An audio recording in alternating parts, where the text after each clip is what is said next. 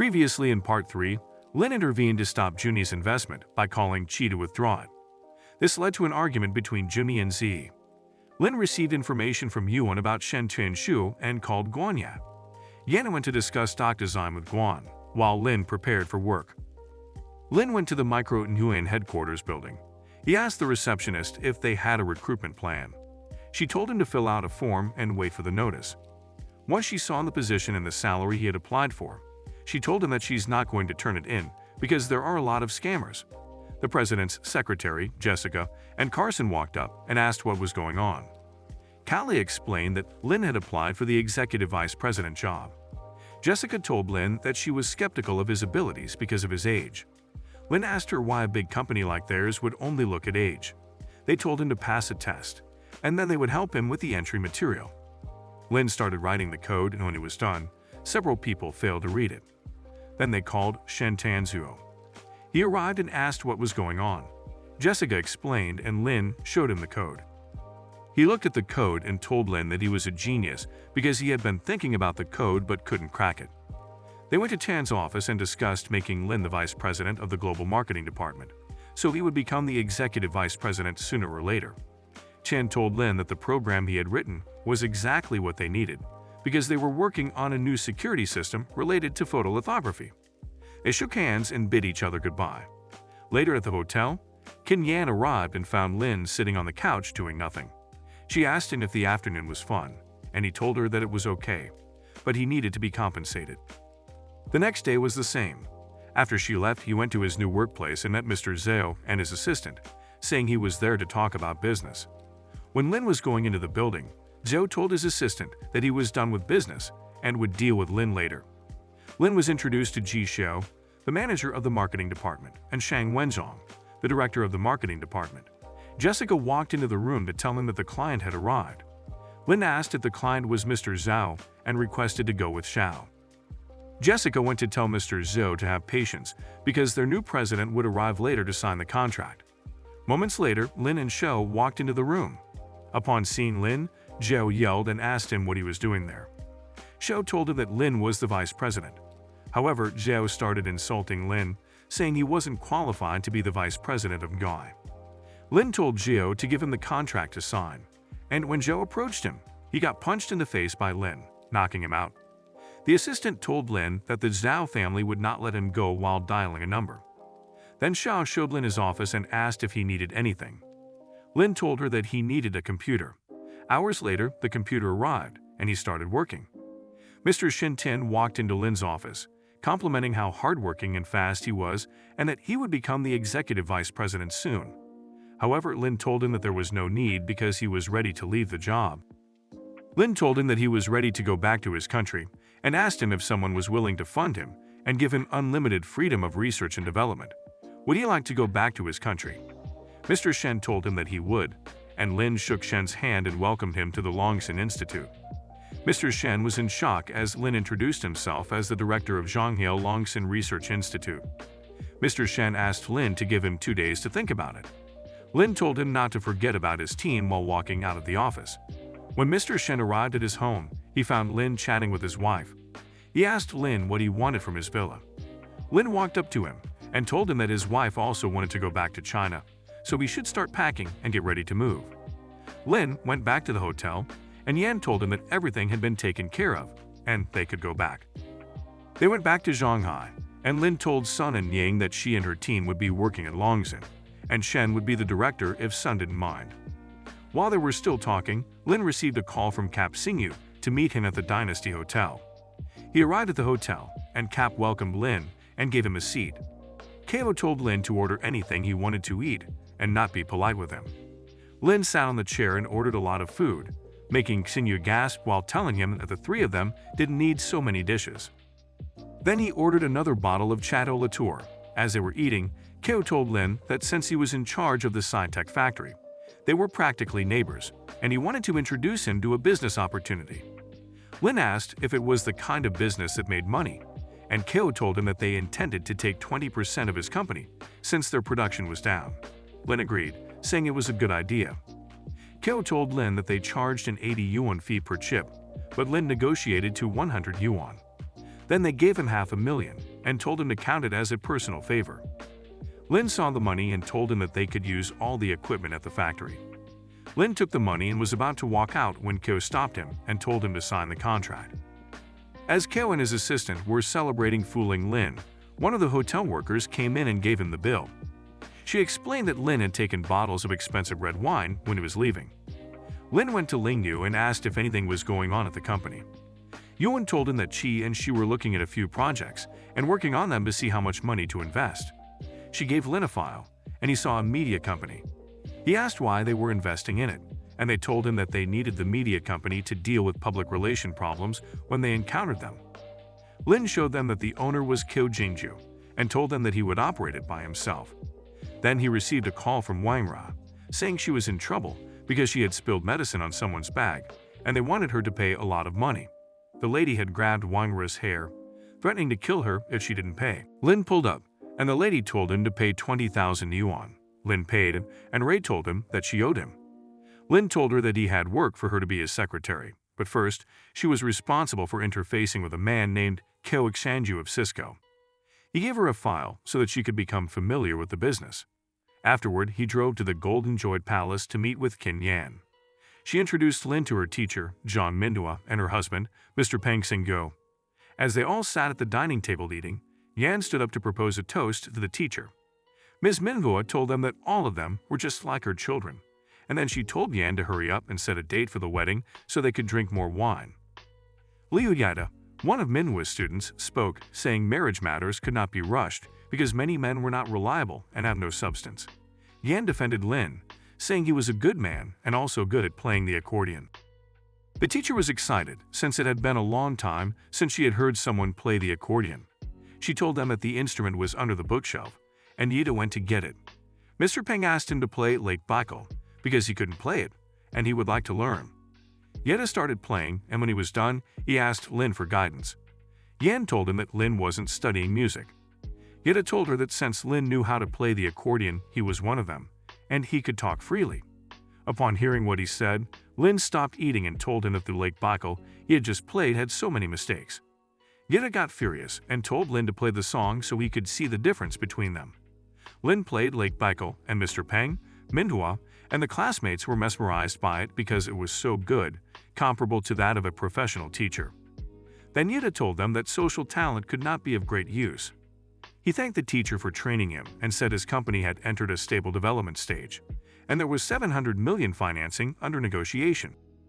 He also told them that Yuan made the investment happen. Yida turned to Lin and asked him where he worked and if he would like him to invest in his company. Lin told him that it wasn't necessary, and he didn't want to be big. Then Yida told Lin that he was using Yan as a bargaining chip for his future bankruptcy. Then someone knocked, and one of the classmates went to open the door. They came back to the dining room with Yuan. She apologized for being late, and Yida called her to go sit next to him. She saw Lin and asked him what he was doing at her teacher's house. Lin explained, and Yida gasped and asked Yuan why she was calling Lin her boss. She explained that he was the owner of Yinggun. After saying goodbye to their teacher, Yida invited Lin to play golf, but he refused, saying he had other fun projects. Then he left, holding Yuan and Fan. Lin told Yuan to check out Fenglin Culture Company, and she told him that she had already done it and Kyo Jingju had contacted her. Lin told her to make an appointment with him. Qin Yan was getting out of the pool when Lin dragged her to sit on his lap and told her that she would be his CEO. At the end of the year, he had the idea of consolidating existing resources, and he would be very comfortable if she came with him. She told him that she would think about it. The next day, he went to drop Yan off at work, and he met Ying. She complained to Lin that she hadn't recovered her account, yet because the company owed more than 100 million, and Yu Lily made things difficult for them. Lin offered to go with her and called some people to meet them at Qin Feng entrance crew. When they arrived, he told the people to wait outside and follow his orders. Wang Ying introduced herself and Lin to the secretary and told her the reason for their visit. She replied that he was in a meeting and had no time for them. Lin walked into the office and told Mr. Lai to pay back the money. He replied that he would give it back to them, so they should go back. Lin told him that he would give him 10 minutes to get the money together, or his company would be finished. Mr. Lai told Lin that even if they sued him, it wouldn't affect his reputation because of Ms. Ko of Fenglin Culture. Then he called Si Zhong, the secretary, to call security. The people Lin came with threw the security guard on the ground and threatened to tear down his office for provoking Mr. Lin. Mr. Lai paid back the money. After Lin and his people left, he told Ms. Kao to put public pressure on the Choyan group. She replied that as long as there was money, she would take any kind of business. That she left to meet up with an investor. She was surprised to see Lin from Lingyan Group. After discussing business, she told him that Lai Qingfeng wanted to deal with him. Then her phone rang, and her father told her to do some work for him, so she left. Lin also received a call from Wang Rui, telling him that she had heard Kao Xinju saying that Cisco seemed to have the idea of increasing foundry. He told her to contact 2 excavator drivers and go to the factory. He would need them later. He arrived at the factory and told the excavator drivers to demolish several warehouses in the factory, saying someone would come to stop them. True to his words, Mr. Kao ran to the site and stopped the excavators from destroying more warehouses. He asked Lin why he was demolishing the houses. Lin told him that he wanted to build a pond because the money he had given him was used in 2 days, and he owed 200 million. Kao told him to give him the management of the warehouses, and he would give Lin the money. Lin agreed, signed the contract, and Kao gave him the money. Xianju went home happily, screaming and telling his father that he had great news. He found his sister Jingju sitting next to their father. The father asked him what the great news was about. Xianju handed him the file and said that the SciTech is now under his control. His father told him that he did a great job. Jingju asked to know who was in charge of SciTech and asked her brother if he had been cheated. Xingyu told her that she had just graduated from college, so she didn't know anything about business. Her father told her not to worry because the contract had been signed. She told them that she was not in the same boat as them and walked out to her car, wondering how stupid her family was. Lin received a call from Mr. Chen, telling him that he and his team would be arriving in Shanghai tomorrow at 1 p.m. The next morning, Lin went out to arrange accommodation for them.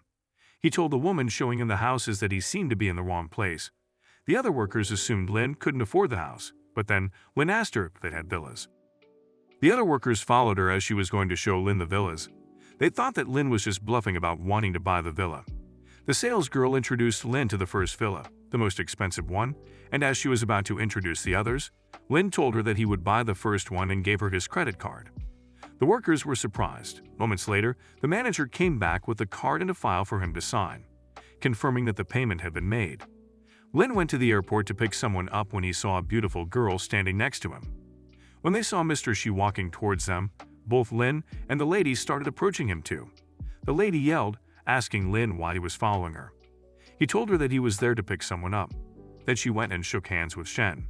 She invited him to the banquet, but he declined, saying he was with Mr. Lin, while pointing towards where Lin was standing. Mayor Liang Ruoxu turned to look at Lin and invited her to join them for dinner. She accepted, and while on their way to dinner, they introduced themselves. Ruoxu was surprised to learn that Lin was the director of Longxing. He asked her why she was convinced to come back to the country, and Dr. Shen told Liang that Lin was an expert in computer chip fuel. Lin then took them to the Peninsula Hotel, where Mayor Liang offered to pay for the meal to make up for her behavior at the airport. However, Lin informed her that he owned the hotel and was not going to let her pay for their meal. They then went to the banquet room so that Dr. Shen could meet with his colleagues. After the event, Mayor Liang went back to her house, where her grandfather asked her how she felt about meeting Dr. Shen in person.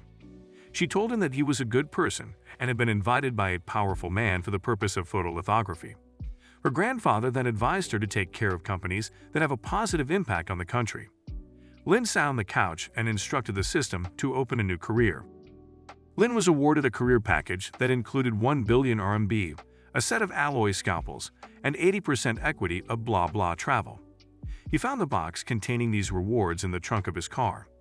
The director of the personnel department at Hoshin Hospital called Lin and informed him that he had passed the interviews and should report to the Human Resources Department at 9 a.m., 2 days from now. Lin then drove to Lingyan Group to inform Yuan that he had acquired blah blah travel and that he needed big data for blazing trips. He suggested that they implement the acquisition and move the headquarters to Shanghai. She replied that he would arrange it. After that, Lin went to Yan's house to share the good news with her. However, Yan advised him to slow down because his rapid rise could cause other companies to react. She also suggested that when he goes to Yanqing to complete the acquisition procedures, he should take her so that she could see Wangma. Lin replied that he didn't have time for that because he was now a doctor at Hoshin Hospital. Kim Ye informed Lin that she wanted to bid for a piece of government land and invited him to go with her. They arrived at the bidding venue and met Mr. Zhao, who was about to mock Lin. However, he stopped when Lin informed him that he was no longer interested in Kim Yan and advised him not to bid for the tender because he had no chance. Lin told him to wait and see as they walked into the building, with Mr. Zhao following them while talking to his assistant about talking to Mayor Liang about the tender. They entered the waiting room, and Qin Han saw them and suggested they go to the VIP room. There they met Lu Wan, the president of Far East Crew, who greeted Lin and introduced him to his girlfriend, Yan. When the host announced that the bidding was about to start, Yan told Lin that she wanted to talk to Mayor Liang, but she wasn't answering her calls. Lin told her to wait while he went to look for her. He texted her asking where she was, and she replied. On his way to her room, he met Han, and they went together. They saw Mr. Zhao waiting outside the mayor's room with flowers. They started arguing about who was there first, and just as the door opened, Zhao was about to give her the roses. However, Lin walked towards her, held her by the waist, and walked away from Zhao and Han. Han called his father and told him that the bid had fizzled out because he saw Lin walk away with the mayor. Meanwhile, Liang yelled at Lin to let go of her and asked him what he wanted from her. Lin begged her to give Choyan Group a back door, but she refused. Lin went back to Yan and found Zhao telling her that Lin was hooking up with the mayor. Yan told him that he was being ridiculous because Lin didn't know who Mayor Liang was. However, Lin walked up to them, and Yan went to him and told him that it was time to submit their bid. They submitted it and walked out of the building. The next day, on his way to work, Lin heard a girl scream for help as her grandfather had been experiencing stomach pains and had fainted. A man stepped forward, claiming to be a doctor, and diagnosed the grandfather with acute appendicitis, which could be life-threatening if left untreated. Lin asked him how he knew it was appendicitis, and he told the little girl that her father would be fine and sent her to buy medicine. When she returned, the man had woken up, and the other doctor asked him if he was feeling any pain. The man replied that he was, and then said that the professional doctor couldn't differentiate between appendicitis and intestinal flatulence. Lin left after refusing the money the girl was about to give him. Once Lin arrived at the hospital, he met the man he had seen outside, Zhou Ziqing and Kiao Xin. They were surprised to see Lin. Then Dr. Chenping told them that they were all new and their positions were that of trainer physicians. They would go through a 1-month emergency rotation before returning to cardiac surgery. She then introduced them to Lai Chuan, the director from cardiac care, and they followed her to the department. Chu Han told Dr. Kiao to arrange for the new doctors, but he refused, thinking that he didn't want people to gossip about him if he took his nephew. Chu Han told them that there was an emergency night shift, and they were all to volunteer. They all went to check on a patient. The female patient asked Chu Han if the handsome guy was the new doctor, and Ziqing introduced himself to her. She told him that she was not talking about him. After they were done with the check room, they were headed to the emergency room when a woman frantically asked where the director was so he could perform surgery on her son. Chu Han told the trainees to go check it out. The woman told them to get the dean because none of them were qualified to do surgery on her son. Lin told her that it was a knife cut and only needed stitches, not surgery. Zinchin stepped forward, telling the lady that he could handle her son, but she told her that she was the district minister of construction, and in case of an accident, he would be responsible. Zinchin stepped back and Chu Han asked who would be able to do it. Lin replied that he could do it. They took him to the operating room, and Chu Han chose Lin and Sin as her assistants. After stitching the muscles and fat, she told Lin to stitch the subcutaneous and skin. She finished stitching the boy, and they took him to his mother.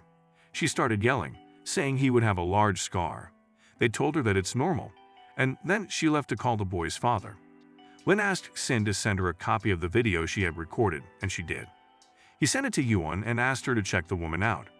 Xincheng called his uncle and explained the situation.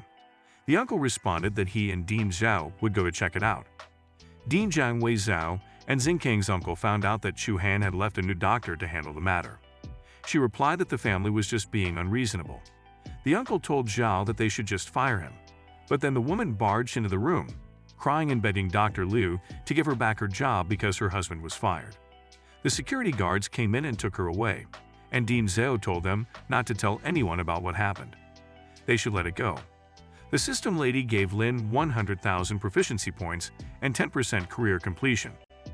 Dr. Liu broke Lin from his trance and told him that she would give him a test. She sent Qian-sin to the lab to get an electron microscope. She came back a few minutes later to tell her that the microscope had a malfunction and the new spare had not been sent yet. Then she told him that they would wait for the microscope to arrive before taking a test. Lin sent Sin to go and get the regular microscope. Dr. Liu told him that if he used the regular microscope, he would screw up the nerve and blood vessels. Ziking told Lin that he was being cocky. Lin told him that it was normal for people like him to not be able to understand the skills of the master.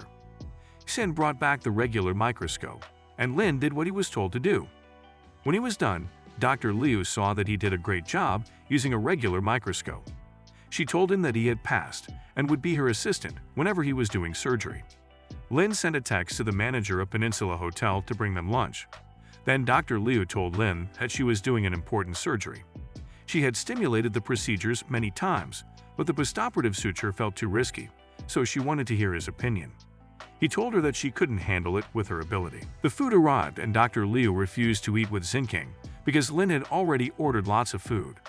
They sat down and had their lunch while continuing their discussion. He asked her who the person was that was going to have the surgery. She told him that it was the head of the police district. She showed him the film of the person and asked if he could come up with a treatment plan for her. Lin stood from his chair and told her that he was going to prepare a report for her. 6 hours later, he finished writing the report. Dr. Liu saw the report and told Lin that he could go home and rest.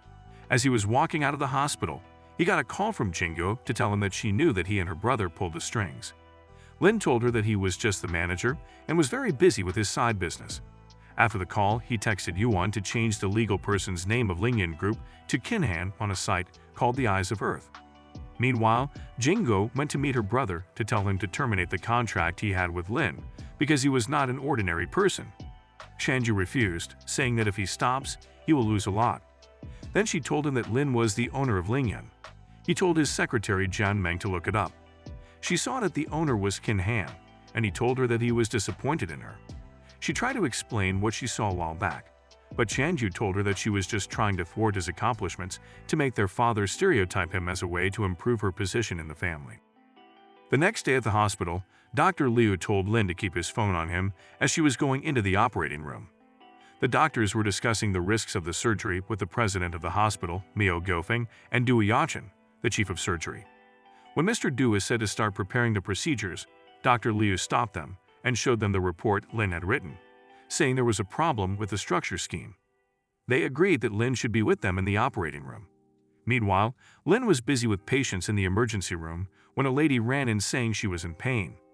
He asked where her access card was. She told him that she didn't get a chance to get one. Lin told her to get out. The next patient knew Lin. She asked to see a female doctor, but Sin told her that Lin was higher than her, so she should let him see her. Lin checked her out and then received a phone call to go to the 13th floor Department of Surgery. He left after telling Sin that she was in charge of the emergency room. As he was going to the elevator, he met Mayor Liang. When she asked him what he was doing there, he introduced himself as Dr. Lin Yi. Then Go Chong walked up to them and asked if they knew each other. The mayor replied, and Go Chong explained about the report Lin wrote and how he sent it to the General Medical Center, and they gave a very high evaluation. Mayor Liang was surprised, wondering how many vests Lin had that she didn't know. They went to the operating room, and Dr. Liu told him that he was only allowed to watch. He saw the patient and asked her if he was the son of Du Peng, the man he met yesterday. Liu Chahan replied. The surgery began, and Miao told Director Duan that he would leave the rest to him. When he walked up to the patient, he saw that the vessels had been squeezed together with other swollen organs, and the blood vessel was too thin, making it rather impossible to stitch. If they put a needle, it would be 100% non-stop blood, and the patient would lose his vitals. They agreed on terminating the surgery. Duan and Miao went outside the operating room and met with Gao Chong and Liang to tell them that they had tried their best, but the vessels were beyond the point of suturing. Go Chong started yelling at them while walking towards the operating room. Then he heard Lin telling Liang that there was a possibility of saving the patient. Miao and Duan tried to go in and take a look, but Chong blocked the door, saying he wouldn't let them in without the word of Lin. Dr. Lin agreed to be his assistant. Then, Lin activated the system Lucky card, and it gave him a 5-minute time limit. He started the surgery with Dr. Liu helping him. When the 5 minutes were up, He had already finished the surgery and started stitching the patient up. After he was done, he walked out of the operation room to tell them that the surgery was a success. The four of them walked into the room and thanked Dr. Liu, but she told them to thank Dr. Lin because he was the main surgeon. The system lady awarded Lin proficiency and inner pharmacopoeia. Then he fell asleep on his desk. 5 hours later, he woke up and found lying on the couch staring at him. She gave him food and told him that she came to thank him for the surgery, but Lin told her that if she wanted to thank him, she should sign the papers. He printed the papers, and she signed them. As he was walking to the parking lot, Dr. Liu invited Lin to join her for dinner. He refused, saying he had already eaten dinner. Then, Xinting ran towards them and invited them to a race of the young men of Shanghai. They agreed to go with him. They arrived at the racetrack, and Lin and Liu went to watch from the VIP area. But Xinting told them not to because it was for people with a lot of money. He told Liu to ignore him. Then the cars arrived. Lin went to meet them as he was walking out of the VIP room with Liu. Kinhan went to talk to him, and Zhou told them that they were there for a race, so they should let Lin run a few laps. The loser would quit the young four men of Shanghai. Instead, Lin told them that the loser should burn their car. They agreed, and they followed the same rules. 4 people on one side. Kinhan spoke, saying it would be him, Lin, Liang, and Gao. Mr. Zhao's team consisted of the top 3 racers on the field. Dr. Liu explained to Lin, and he asked her if she still knew them well. She told him that to win, they could only take advantage of their familiarity with the track and the car. Kinhan went to argue with Zhao, but Zhao told him to stand in his place. He should go to the bleachers over at Kinhan's club. Lin laughed at Zhao, saying he was the one talking about territory while he owned the whole place. They went back to their team. Lin told Dr. Liu to run a few laps. He told Han to run the first portion and Mr. Go the second. Liu would run the third, and he would be the last. 10 minutes later, Han and Mr. Zhao started the race. After Han, Dr. Liu went in the racetrack with Wang Wanji, and then it was Lin's turn. Wang Wanji apologized to Zhao for being only 3 seconds ahead, and Zhao told him that with Ji Li's strength and another 4 seconds ahead, they would not be a problem. Then, they saw that Lin was closing in on Ji Li, passed him, and won the race. The audience started chanting for the loser to deliver the car. Mr. Zhao gave the keys to Lin, and when he was about to leave, Lin stopped him and told him not to go yet so he could watch his car burn. The mayor called him to go with her to check out a batch of imported medicine that's ready to enter Shanghai. Meanwhile, at Jiang'an Hotel, Spring Wen Zhao from HR Pharmaceuticals and her assistant Meng Haiqing were discussing the increasing prices of the medicine. At Yangshan, Bill Fan Dongai called his son to tell him that tomorrow, the price of the medicine would be set. The next morning, Mayor Liang went to pick up Lin and gave him breakfast. They arrived at the location, and negotiations started. Wang Yangxing negotiated from 459 a box to 398 a box and told Wen Zhao that if the price was not reduced to less than 300, then no one would accept it. She told them that 299 was their bottom line. Wen and Meng walked out to discuss the matter. Moments later, they were called back in. Yangxing told them that Mayor Liang was not satisfied with the price. Wen asked them for the price they had in mind, and they told her 279. Wen told them that they were willing to concede up to 10 more in profit. Then the mayor asked Lin what he thought, but he didn't answer. She looked at Lin and saw that he was sleeping. She called him again, and he woke up. She told him the agreed-upon price. Lin asked Ms. Zhao if she was at Huaxia to make money.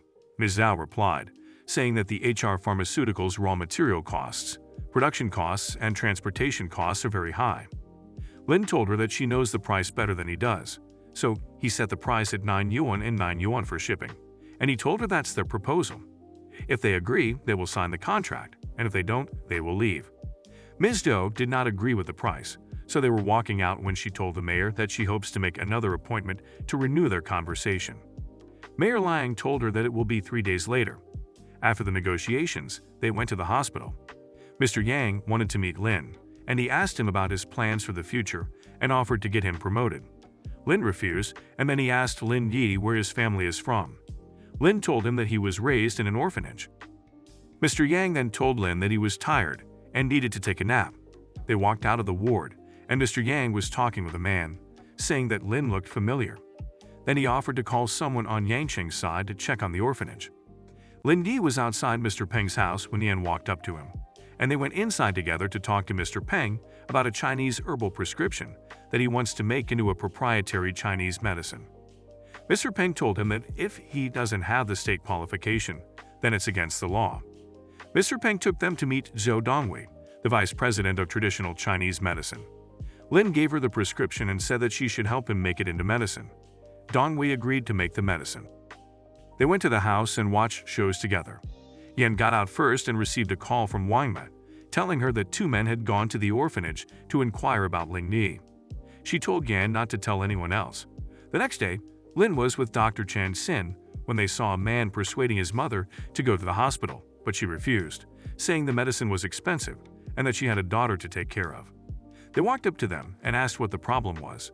The man explained, and Lin took the patient's file and read the prescription. He told them that her heart problem was not that serious, and they should just buy quick-acting pills and eat healthily. The other patients then surrounded Lin to check their prescriptions. The mayor went to the emergency room. Lu went to call Lin to the dean's office. The dean told Lin that what he's doing will have an impact on the hospital. Lin told him that he just prescribed medicine and has no idea what he has affected. The dean told Lin to go back and write a review, but Lin refused and went back to the emergency room. The system lady congratulated Lin for the completion of the mission and awarded him 20% shares of any company. Then, Mayor Liang called him to tell him that the medicine price had increased. She told him to meet her at the cafe. He went to meet her. Lin told her that if the prices are raised across the board, the cost of living for people will increase significantly. She told him that she knows and asked Lin if he has any ideas. He came up with a plan and explained to her what needs to be done. She told him that she will go and arrange it. Then, he called Jingju and told her he has work for her. He went to her office and told her to find someone to help her spread the news. She told him that the matter is a bit special and doesn't need to use domestic servers because it's easy to spread the risk. Lin told her that he will help virtualize the addresses of several offshore servers so that it could be transmitted to the internet without being noticeable. 2 hours later, he was done and told her that the rest is for her. Then he walked out of her office, leaving her wondering who Lin is. When Zhou was with his assistant, he told her that the prices had increased. Then her phone rang. Mr. Wu informed her that the Chinese were making a massive purchase of 25 medicines. She told him that it's normal for them to want to stock up before the price increases, which means she can easily take the 289 price. Lin met with Ms. Zhou, who gave him the file and told him that they studied it, and it's a very good traditional Chinese medicine, and they would like to do further approvals and clinical trials. Lin told her that he would write an authority letter. Then, he went to the bidding center with Mayor Liang. Wen Zhou told them that there was no room to lower the price. He showed them the file and told them that the Chinese came up with a medicine similar to the one they were selling with few side effects, so there was no need for them to stay and negotiate further. Yangson looked at the file and told them that the medicine is very similar to the one they were selling. Meng asked Wen what they were going to do. What will Wen Zhao and the team do now that the Chinese have created a similar medicine with fewer side effects? Will they be able to compete, or will they have to change their strategy? Stay tuned to find out, and don't forget to like, subscribe, and comment if you want to see another part of this manhwa.